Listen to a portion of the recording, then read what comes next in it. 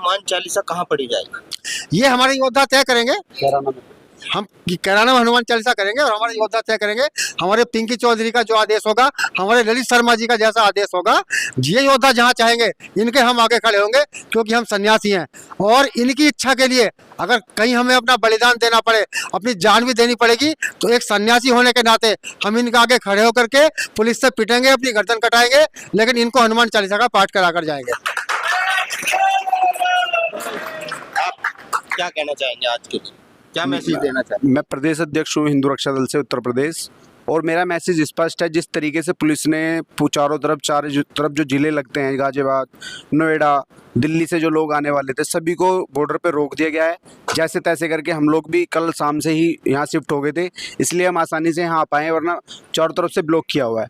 और मैसेज केवल हम तो दे ही रहे हैं, लगातार मैसेज हम लोग दे रहे हैं कि जिस तरीके से आज हमें हनुमान चालीसा करने से रोका जा रहा है, तो ये संदेश स्पष्ट है कि ये मामला केवल और केवल ऐसा लग रहा है कि जैसे हम लोगों से उनको बचाया जा रहा है। ऐसा नहीं है, उन लोगों से हमें बचाया जा रहा है कि वो वहाँ हम जाएंगे, वो हम पे हमला करेंगे, क्योंकि वो उसी मानसिकता के लोग हैं। वो हनुमान चालीसा बर्दाश्त नहीं कर सकते हैं। और जिस तरीके से उन्होंने बयान दिया, कोई ये उनके लिए बड़ी बात नहीं है। तो हिंदू रक्षा दल का अपना एक वर्चस्व है, अपनी एक ताकत है। हमने अपनी बात रखी, उनके खिलाफ यहाँ बोलने तक लोग घबराते हैं। वही लोग हैं, वही नाहिद हसन है, वही इकरा हसन उसकी बहन है, जिसने 300 परिवारों का पलायन यहाँ पे करवाया। उस समय पर हम लोग बहुत ज्यादा विचलित थे, कार्रवाई नहीं कर पाए थे, पर आज ये हनुमान चालीसा का जो हम जवाब, उसको चुनौती हमने स्वीकार करी है, तो चुनौती स्वीकार करो ना।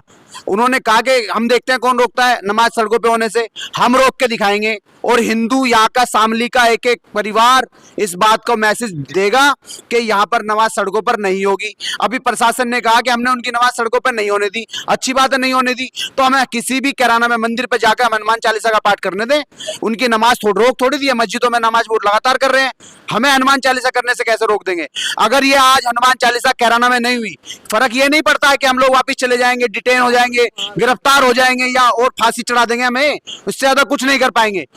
अब केवल ये होगा कि यदि कैराना में ये हनुमान चालीसा नहीं हुई, तो यहाँ पश्चिम उत्तर प्रदेश ये तय करे कि हनुमान चालीसा अब कैराना में नहीं, ये आने वाले समय में कहां कहां रोकने का प्रयास होगा। यहाँ हम बांग्लादेश, बंगाल जैसी स्थिति पैदा नहीं होने दे सकते हैं। आज हनुमान चालीसा, उसको स्वागत करना चाहिए था।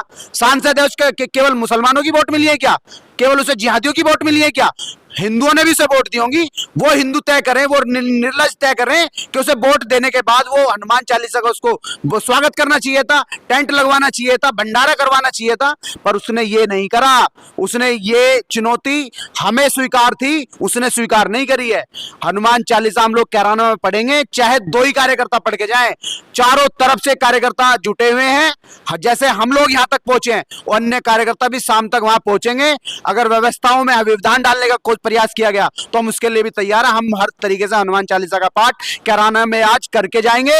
अपने हिंदुओं को ताकत देने का काम हिंदू रक्षा दल करता है और हमेशा करता रहेगा। हम यहाँ कैराना में एक हिंदू परिवारों को झुकने नहीं देंगे। इस सांसद को मुंह तोड़ जवाब देकर यहाँ से जाएंगे। अपनी बात को रखिए। हाँ, बहुत खुश रहिए, बहुत खुश रहिए। आज किस लिए यहाँ पर हिंदू समाज के लोग एकत्रित हुए? देखिए, भारत के अंदर आज हिंदुओं को ही अपने छोटे मोटे कार्य भी नहीं करने दिए जा रहे हैं। एक छोटा सा 5 मिनट का हनुमान चालीसा का पाठ हमारे योद्धाओं ने यहाँ पर रखा था, वो भी एक राष्ट्रभक्ति के प्रतिकार के रूप में। यहाँ की मुस्लिम सांसद ने कहा कि हम पूरे देश में सड़कों पर नमाज करेंगे। एक तरह से उन्होंने अपनी दादागिरी दिखाई थी, तो मेरे इन शेरों ने उसका प्रत्युत्तर दिया कि हम भी यहाँ पर हनुमान चालीसा करेंगे, जो कि हमारा अधिकार है और तुमसे बड़ा अधिकार है। क्योंकि अगर देखा जाए तुम्हारा तो कोई अधिकार नहीं है, तुम्हें तो 47 में दे चुके हैं ना, तुम्हारी औकात से ज़्यादा दे चुके हैं, तो तुम्हारा यहाँ कोई अधिकार नहीं है। ये पूरे भारत की भूमि हम हिंदुओं की है और हमारे हिंदू शेर यहाँ पर हनुमान चालीसा करने के लिए पहुँच गए हैं। भले ही वो कम संख्या में पहुँचे हैं, क्योंकि अधिकतर को बॉर्डरों पर रोक दिया गया है पुलिस के द्वारा, तो बहुत कम हमारे शेर पहुँचे हैं, लेकिन जितने पहुँचे हैं काफ़ी हैं, बहुत है। ये हनुमान चालीसा करेंगे यहाँ पर। वक्त बिल के लिए उन्होंने बड़ी बात बोली थी कि पूरा देश इससे त्रस्त है। देखिए, जहाँ तक वक्फ बिल की बात है, वक्फ बिल से हमारा हिंदुओं का कोई मतलब नहीं है। वक्फ बिल सरकार का और मुसलमानों के बीच का मामला है। वक्फ बिल से हम हिंदुओं का कोई फायदा नुकसान नहीं होने वाला। ये मुसलमानों के और सरकार के बीच का मामला है, इससे हमारा कोई फायदा नहीं होने वाला।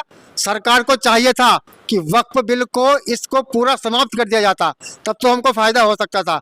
तो ये सिर्फ एक प्रोपगेंडा है कि संशोधन करेंगे, ये करेंगे, वो करेंगे, इससे कोई फायदा नहीं होने वाला। अब हनुमान चालीसा कहाँ पढ़ी जाएगी? ये हमारे योद्धा तय करेंगे। हम कैराना में हनुमान चालीसा करेंगे और हमारे योद्धा तय करेंगे। हमारे पिंकी चौधरी का जो आदेश होगा, हमारे ललित शर्मा जी का जैसा आदेश होगा, ये योद्धा जहाँ चाहेंगे इनके हम आगे खड़े होंगे, क्योंकि हम सन्यासी हैं। और इनकी इच्छा के लिए अगर कहीं हमें अपना बलिदान देना पड़े, अपनी जान भी देनी पड़ेगी, तो एक सन्यासी होने के नाते हम इनके आगे खड़े होकर के पुलिस से पिटेंगे, अपनी गर्दन कटाएंगे, लेकिन इनको हनुमान चालीसा का पाठ करा कर जाएंगे।